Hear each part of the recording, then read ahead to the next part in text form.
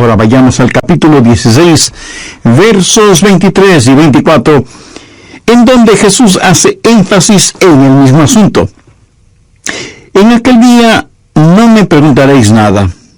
De cierto os digo, que todo cuanto pidiereis al Padre en mi nombre os lo dará. Hasta ahora nada habéis pedido en mi nombre. Pedid y recibiréis, para que vuestro gozo sea cumplido. Muéstrenme una persona cuyas oraciones le son contestadas, y de seguro que esa persona está llena de gozo. Jesús también dijo en Juan 14:6, yo soy el camino y la verdad y la vida. Nadie viene al Padre sino por mí. Y esa es la verdad en cuanto a la oración. No hay forma de llegar a Dios el Padre sino únicamente por medio de su Hijo Jesucristo. Supongamos que usted se pierde buscando una dirección en un lugar que no conoce. Así que detiene a una persona en la calle para que le ayude, y esa persona le dice, vaya derecho 3 cuadras más, luego vire a la derecha, verá una casa blanca con una cerca de madera, entonces vire a la izquierda, y esa es una calle sin salida. Recorra 3 cuadras más, vire a la derecha, y usted le interrumpe y le dice, un momentito, por favor, no puedo recordar todo eso, déjeme anotarlo. Y la persona que le está dando las direcciones le dice, ¿sabe qué? Yo estoy yendo en la misma dirección, permítame guiarle. Usted únicamente sígame. Esa persona no solo le señala el camino, sino que, por así decirlo, se vuelve el camino. Jesús no indica el camino, Jesús es el camino hacia el Padre, y cuando usted ora en el nombre de Jesús, Él le lleva a la presencia del Padre. Anota Efesios 2:18. Porque por medio de Él los unos y los otros tenemos entrada por un mismo Espíritu al Padre. ¿Qué significa orar en el nombre de Jesús? Significa orar con su autoridad. Cuando usted pone su firma en un cheque y se lo da a alguien, esa persona va al banco y lo efectiviza. El banco le entrega la cantidad de dinero estipulada en el cheque, porque ese cheque lleva su nombre, lleva su firma, y con su firma usted le autoriza al banco la entrega de ese dinero. Trate de ir a cualquier banco y hacer efectivo un cheque que no tiene ninguna firma, y le aseguro que estará metiéndose en profundos problemas.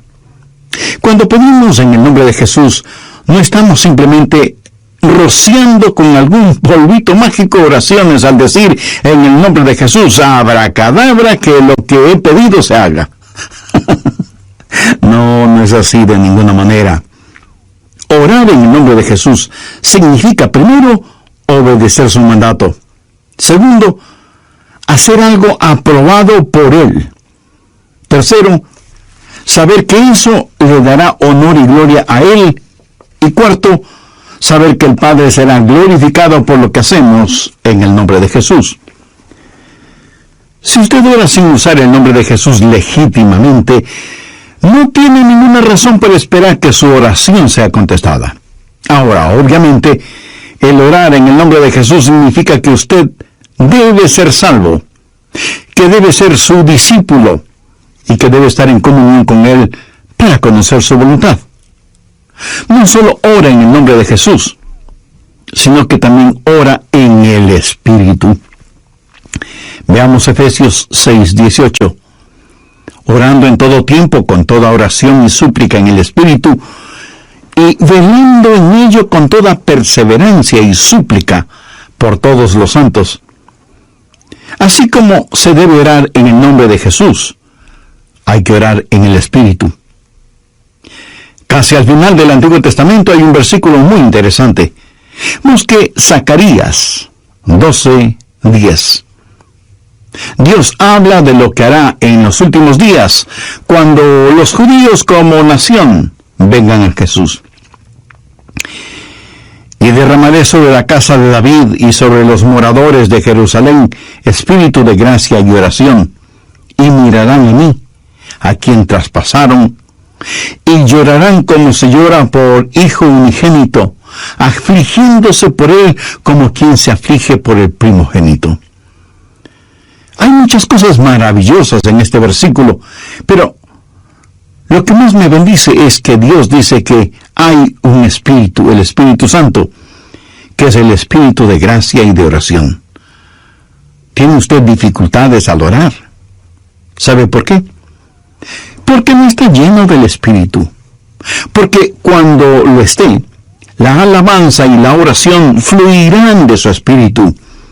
Usted estará constantemente alabando a Dios y constantemente suplicando en oración. Dios dice que un día Él va a derramar su Espíritu de gracia y oración sobre los judíos, pero Él ya ha derramado su Espíritu de gracia y oración sobre usted. Por lo tanto, usted debe orar en el Espíritu. En la pequeña epístola de Judas, el verso 20, dice: pero vosotros, amados, edificando sobre vuestra santísima fe, orando en el Espíritu Santo. ¿Había notado eso?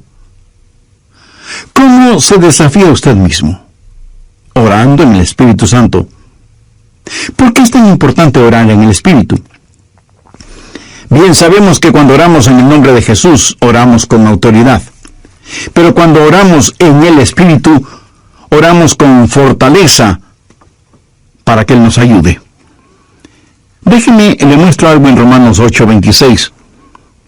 Y de igual manera, el Espíritu nos ayuda en nuestra debilidad, pues que hemos de pedir como conviene, no lo sabemos. Pero el Espíritu mismo intercede por nosotros con gemidos indecibles. Mi amigo, esto significa que cuando usted ora, no lo puede hacer sin el Espíritu, y Él no lo hará sin usted. Es el Espíritu el que ora.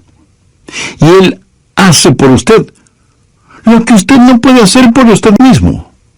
El Santo Espíritu de Dios inspira, guía, pone energía y sostiene nuestras oraciones. Nuestro espíritu humano es débil, y aunque el Espíritu esté dispuesto, nuestra carne es débil. Por lo tanto, el Espíritu Santo nos ayuda en nuestra debilidad. No hay ninguno de nosotros que alguna vez no haya dicho: fallé en mi vida de oración. Ojalá pudiera orar más. ¿Por qué no puedo hacerlo? Le diré por qué no oramos más. Francamente, porque somos débiles. Pero nuestra debilidad no debe convertirse en incapacidad, sino más bien en fortaleza, porque la Biblia dice que cuando somos débiles, somos fuertes. Si aprendemos a depender en el Espíritu Santo, quien nos ayuda en nuestras debilidades, inspirándonos, guiándonos y capacitándonos. Más aún, Él nos ayuda en nuestra ignorancia. Pues ¿qué hemos de pedir como conviene? No lo sabemos. ¿Alguna vez ha pensado en eso? Estuve una vez en una conferencia bíblica en Dallas.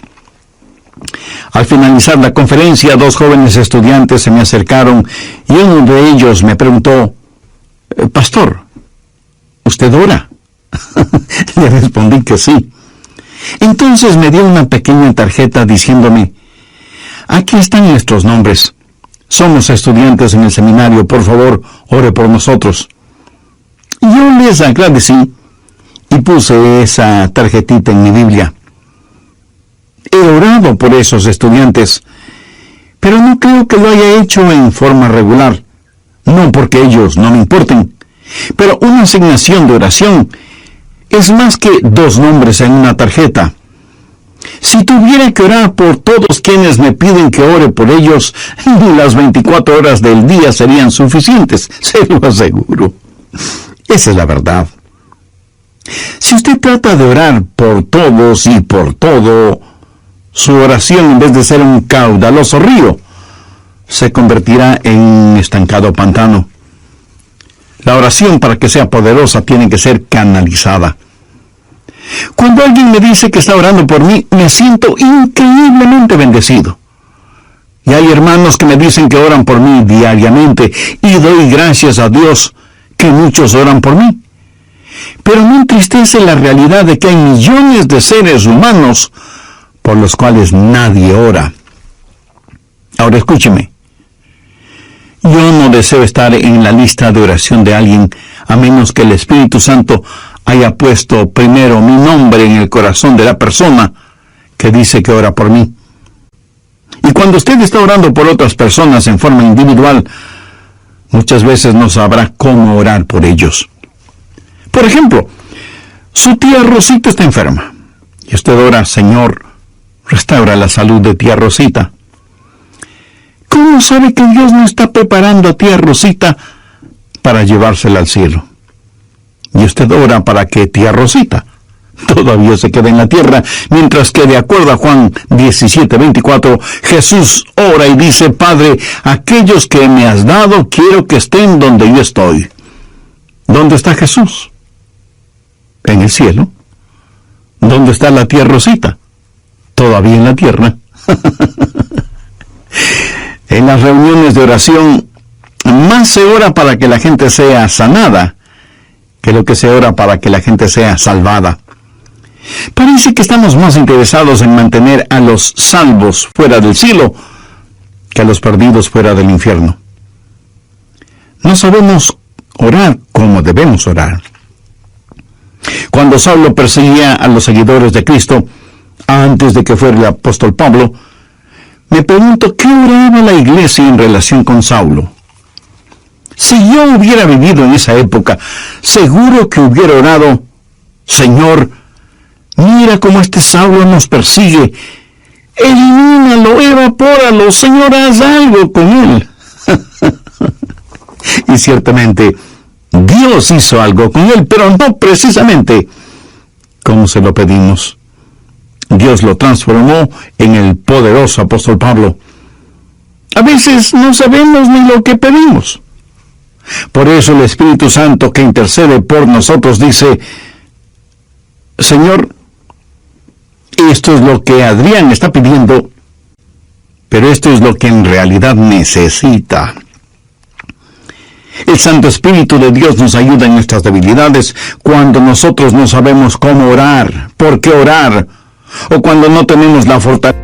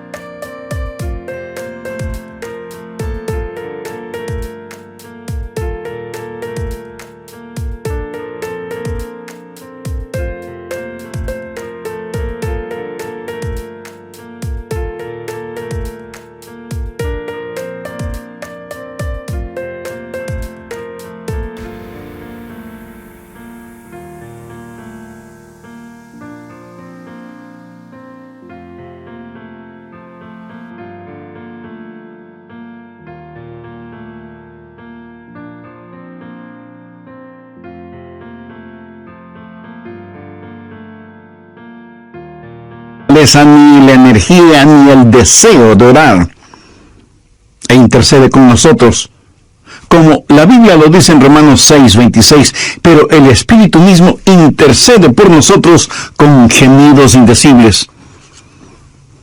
Ni usted ni yo, nadie puede orar como el Espíritu Santo puede hacerlo. Y la expresión gemidos indecibles era utilizada para describir los dolores de una mujer dando a luz. Eso, mi amigo, es orar en el Espíritu.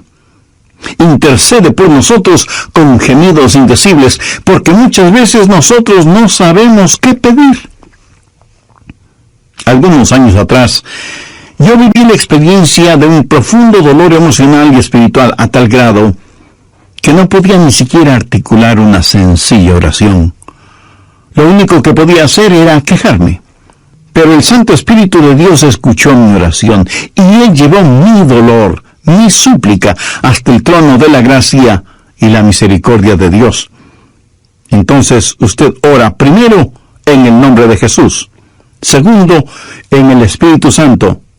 Para orar en el nombre de Jesús, usted tiene que ser salvo, y para orar en el Espíritu, usted tiene que ser lleno del Espíritu Santo de Dios. Tercero, usted debe orar en obediencia a Dios. Es una malvada necedad el esperar que Dios escuche sus oraciones cuando usted no está viviendo en obediencia a Él.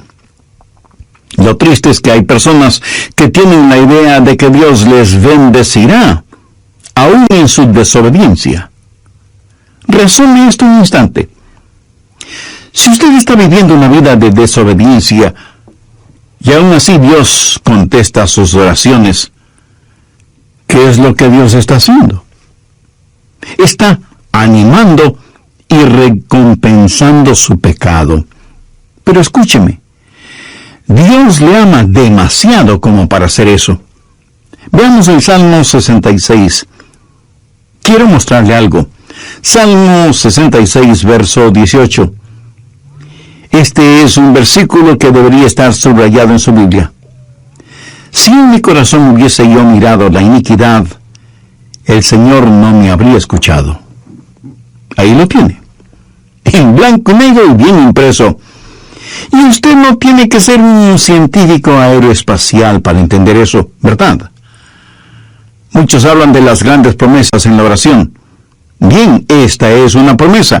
Si en mi corazón hubiese yo mirado la iniquidad, el Señor no me habría escuchado.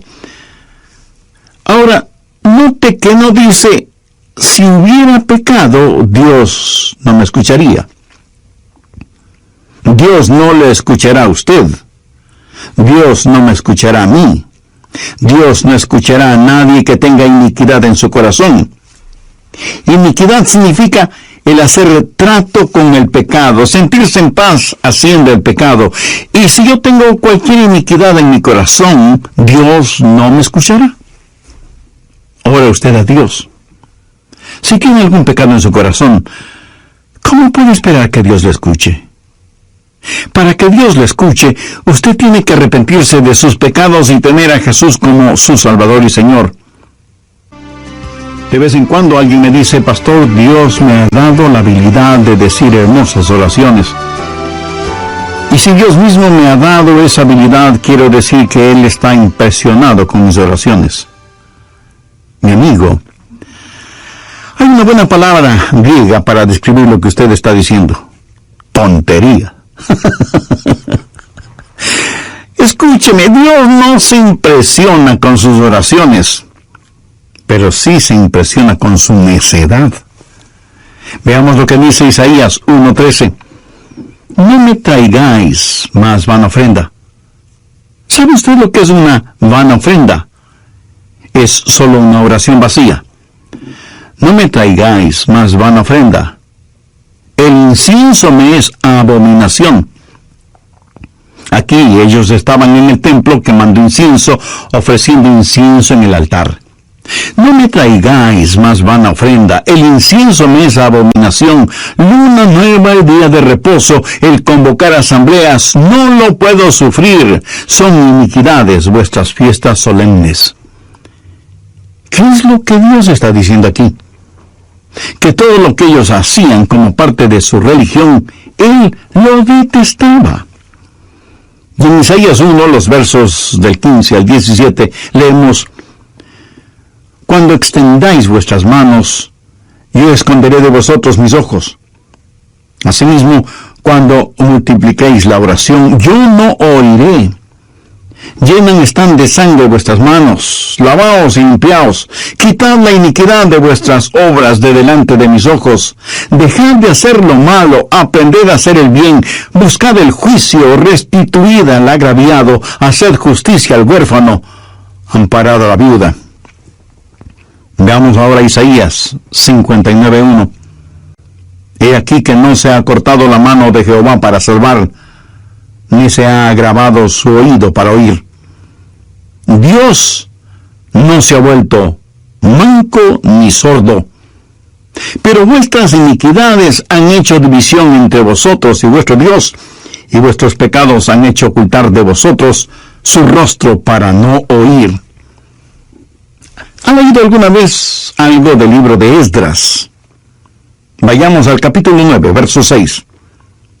Esdras está orando y dice: Dios mío, confuso y avergonzado estoy para levantar, oh Dios mío, mi rostro a ti, porque nuestras iniquidades se han multiplicado sobre nuestra cabeza, y nuestros delitos han crecido hasta el cielo. Mi amigo, debemos orar en obediencia. Para resumir un poco todo esto, vamos a la primera epístola de Juan. No el Evangelio de Juan, sino la primera epístola de Juan, capítulo 3, verso 22.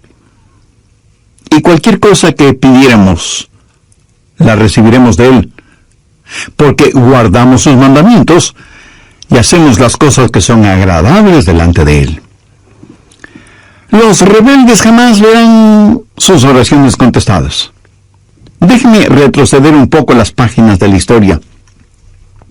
Recuerda cuando Israel había conquistado Jericó y tuvieron que pelear contra un pequeño pueblito. No era ninguna gran ciudad. Un pueblito llamado Ai. Apenas 3 letras, H-A-I, Ai. Y sin embargo, los israelitas tuvieron que huir, como se dice vulgarmente, con el rabo entre las piernas, ignominiosamente derrotados. Y Josué tiene que ir y postrarse delante de Dios y preguntarle cómo pudo permitir que tal cosa sucediera. Mire lo que le contestó Dios en Josué 7, los versos 10 y 11. Y Jehová dijo a Josué, levántate, ¿por qué te postras así sobre tu rostro? Israel ha pecado. ¿Qué está diciendo? Josué, hijo mío, ¿por qué me estás orando? No puedes utilizar tus oraciones como una cortina de humo para ocultar el pecado que hay en medio del pueblo. Enfrenta y elimina ese pecado, y entonces oiré tus oraciones. Cuarto, usted debe orar en la voluntad de Dios. No solo conocer a Jesús, no solo ser lleno del Espíritu, no solo obedecer los mandamientos, pero aún habiendo hecho todo esto, todo lo que usted desea no es necesariamente la voluntad de Dios para usted. Anote 1 Juan 5, versos 14-15. Y esta es la confianza que tenemos en Él, que si pedimos alguna cosa conforme a su voluntad, Él nos oye. Y si sabemos que Él nos oye en cualquier cosa que pidamos, sabemos que tenemos las peticiones que le hayamos hecho. Orar en la voluntad de Dios. Y usted no encuentra la voluntad de Dios simplemente por adivinación. Pastor, ¿cómo voy a conocer la voluntad de Dios? Bien, permítame hacerle una pregunta.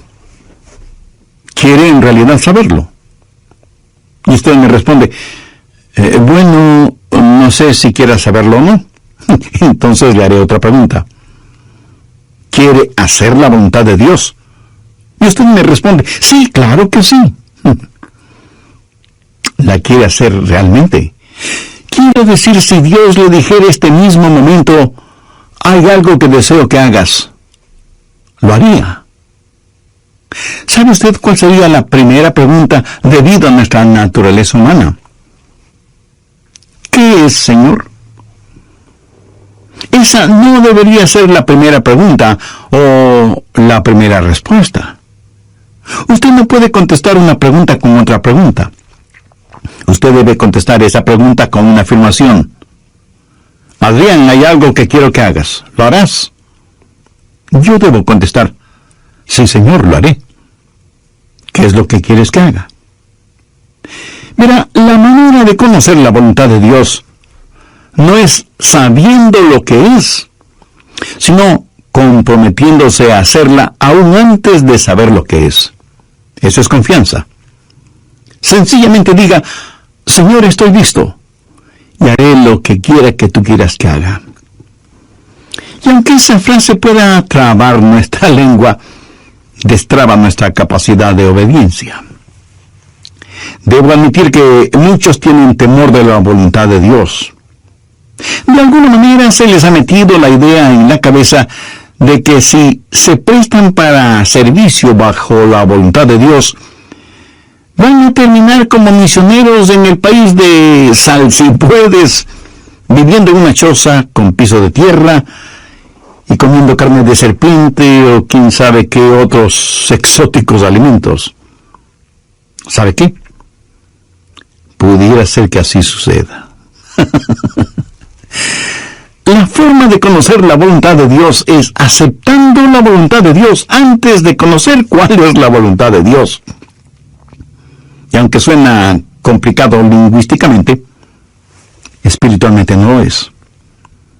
Pero usted me dice, el pastor, quiero más detalles. Muy bien, le voy a dar más detalles. La voluntad de Dios es buena, perfecta y aceptable. Y si piensa que esto lo digo porque soy muy inteligente, pues siento desilusionarle. Veamos qué dice Romanos 12, versos 1 y 2. Así que, hermanos, os ruego por las misericordias de Dios, que presentéis vuestros cuerpos en sacrificio vivo, santo, agradable a Dios, que es vuestro culto racional. No os conforméis a este siglo, sino transformaos por medio de la renovación de vuestro entendimiento, para que comprobéis cuál sea la voluntad de Dios, agradable y perfecta. Usted no necesita saber nada más que esto. La voluntad de Dios es buena, agradable y perfecta. Preséntese usted mismo como un sacrificio vivo y santo delante de Dios, y usted, sin ninguna sombra de duda, conocerá y comprobará que la voluntad de Dios es siempre buena, agradable y perfecta. La oración no es para manipular la voluntad de Dios, para que se amolde a la suya. Es descubrir la voluntad de Dios y meterse de cabeza en ella. Pero escúcheme con atención. En última instancia, usted no encuentra la voluntad de Dios.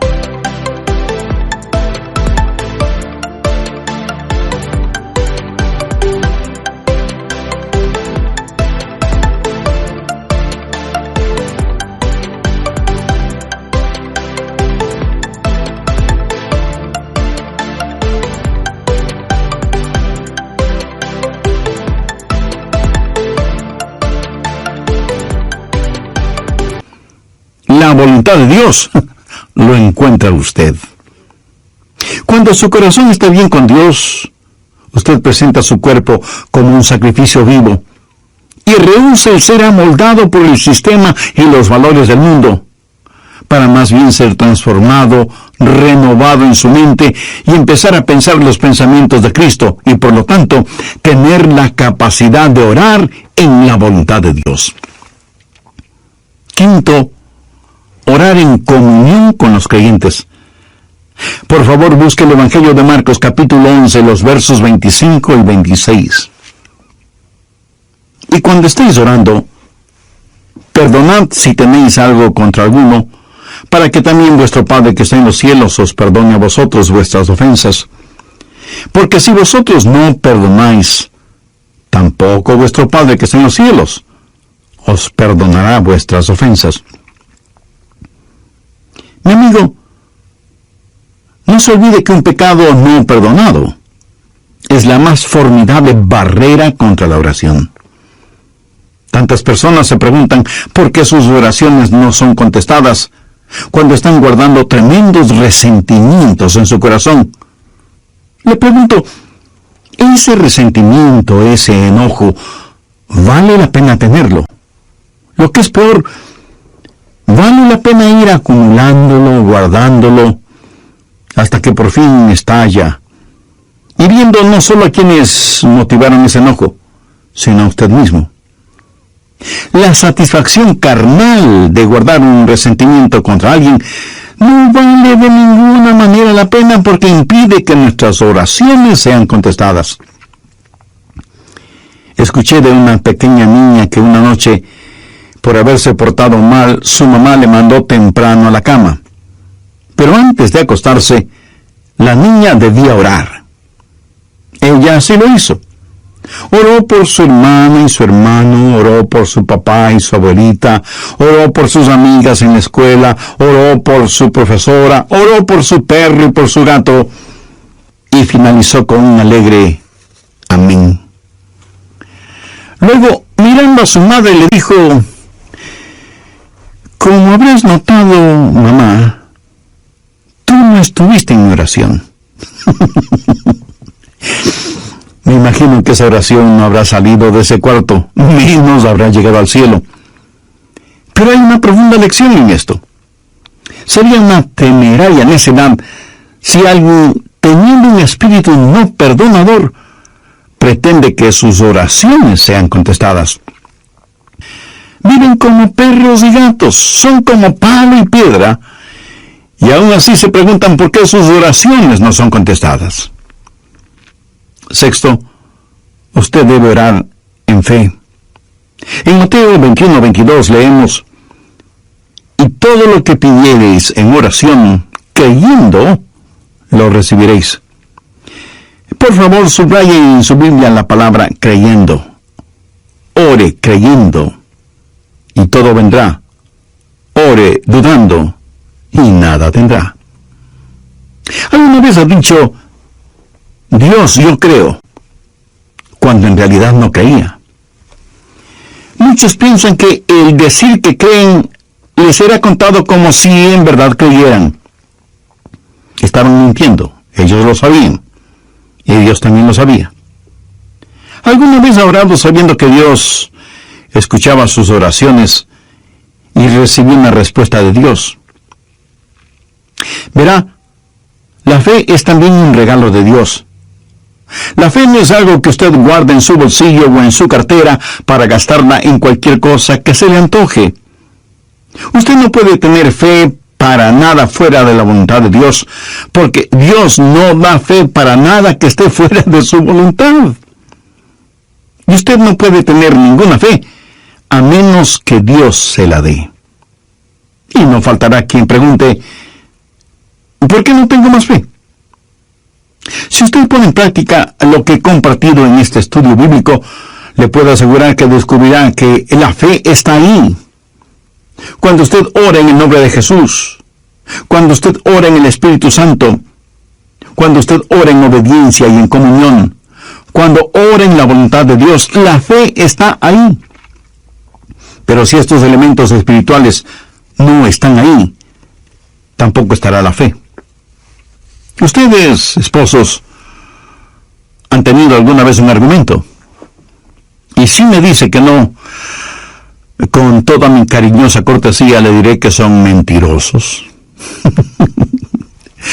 Cuando marido y mujer tienen un argumento y no lo solucionan, y luego se arrodillan para orar por su hijito enfermo, ¿no se sienten espiritualmente enfermos?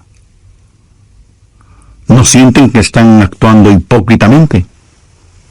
Saben que sus oraciones no se elevarán ni un centímetro del piso y por lo tanto jamás llegarán al cielo. No tienen ninguna fe como para que sus oraciones sean contestadas. Cuando sus corazones sean justos, puros y limpios, y palpiten al mismo compás espiritual, entonces tendrán fe. Y al tener fe, esa fe será el combustible para transportar su oración hasta el trono de la gracia de Dios. George Mueller, de Bristol, Inglaterra, fue un gran siervo de Dios y un poderoso hombre de fe.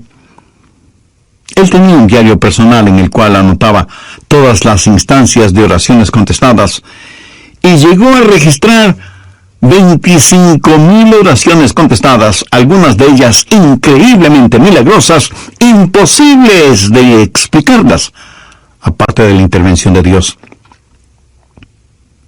Alguna vez alguien le preguntó a George Mueller: ¿cuál es el secreto para que las oraciones sean contestadas? ¿Sabe cuál fue su respuesta? Tenga fe en Dios. Tenga fe en Dios. Ahora, yo no creo que él dijo tenga fe en Dios, sino que dijo tenga fe en Dios. Verá, En realidad no es una gran fe la que necesitamos, sino que necesitamos tener fe en un gran Dios.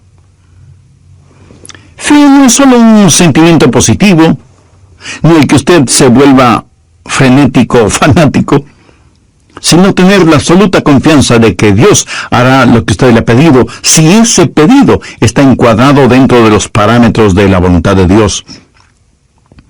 Los discípulos le dijeron a Jesús: Señor, enséñanos a orar.